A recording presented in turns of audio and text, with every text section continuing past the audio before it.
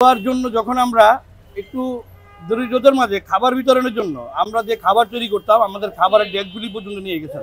আসলে হচ্ছে মানে আমাদের ৭১-এ বাংলাদেশের যে স্বাধীনতা হয়েছে রক্তক্ষয়ী যুদ্ধের মাধ্যমে। ফ্যাসিস্ট খুনি হাসিনার সময়কালে প্রয়াত রাষ্ট্রপতি, স্বাধীনতার ঘোষক, আধুনিক বাংলাদেশের স্থপতি শহীদ রাষ্ট্রপতি জিয়াউর রহমানের শাহাদাত বার্ষিকীগুলোতে আমাদের কোনোরকম কোনো কর্মসূচি করার সুযোগ ছিল না। কারণ বিগত দিনে আমরা যখন দরিদ্র ভোজের জন্য এবং আমাদের প্রয়াত রাষ্ট্রপতি, বাংলাদেশ জাতীয়তাবাদী দল বিএনপির প্রতিষ্ঠাতা মরহুম জিয়াউর রহমানের দোয়ার জন্য যখন আমরা একটু দরিদ্রদের মাঝে খাবার বিতরণের জন্য আমরা যে খাবার তৈরি করতাম আমাদের খাবারের ডেকগুলি পর্যন্ত নিয়ে গেছেন। স্পষ্ট আমরা আমাদের দলের একটা যে চেন অফ কমান্ড, আমরা এই কমান্ডের ভিতরে রয়েছি এবং সেই কারণেই আমাদের দলের ভারপ্রাপ্ত চেয়ারম্যান জনাব তারেক রহমান, আমাদের দলের স্থায়ী কমিটির নেতৃবৃন্দ এবং আমাদের নির্বাহী কমিটির নেতৃবৃন্দ যারা রয়েছেন, সকলের সিদ্ধান্তই আমাদের কাছে চূড়ান্ত সিদ্ধান্ত।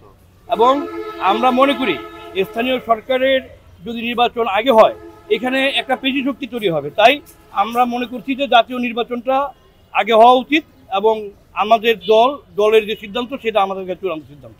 বিগত সরকারের সময় যে ১৭টা বছর আমার ভাই আগে বলেছে যে আমরা আসলে নির্বিঘ্নভাবে যে এই শোক দিবসের যে অনুষ্ঠানটা সেটা পর্যন্ত আমরা করতে পারি না।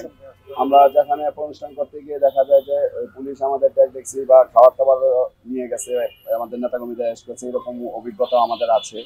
আমরা দেখা যায় এক জায়গায় রান্না করেছি, আরেক জায়গায় স্পট করেছি, কিন্তু সেই স্পটে আবার পুলিশে হামলার কারণে আরেক জায়গায় যা আনঅফিসিয়ালি ভাবে করতে হয়েছে। আমরা মিলাদ মাহফিলটুকু করতে পারি নাই।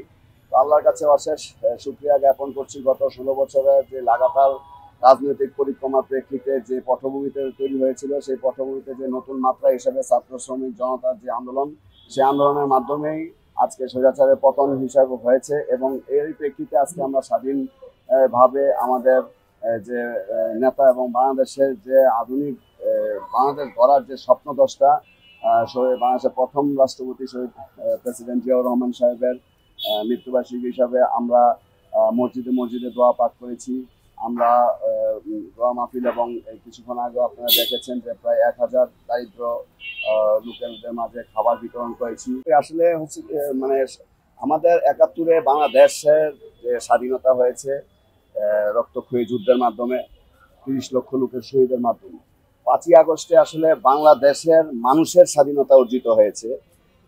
হাজার হাজার জনগণের মানুষের আত্মত্যাগের মাধ্যমে ১৭ বছর যাবৎ যে লাগাতার চলছে আত্মত্যাগ, এর মাধ্যমে ৫ই আগস্টের মাধ্যমে এটা পরিপূর্ণতা লাভ করেছে। এটা আমি বলেছি যে এটা বাংলাদেশের স্বাধীনতা, নতুনভাবে বাংলাদেশের জনগণের স্বাধীনতা হিসাবে এটাকে পরিগণিত করা যাচ্ছে হয়, বা আমি মনে করছি এটা পরিগণিত।